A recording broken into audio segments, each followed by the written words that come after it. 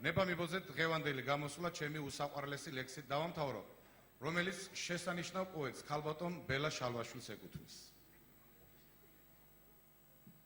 ურიცხვი ვარამის მნახველები სხედან ბუბუნებენ დინჯი კახელები. არაპირ ბოშნი და საქმე ნაღდები სხედან კერცაშინა პატარა ნაღმებით. თითქოს აფასებენ ნაჯაფ ნახელავებს, დროდადრო კოჟრიან ხელებს დახედავენ.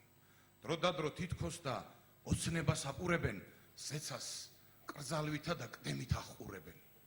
ალაზნის ველივით დაფიქრებულები, დაუნჯებულები, სათქმელით ულევით. მაგრამ გახელებაც იციან კახელებმა.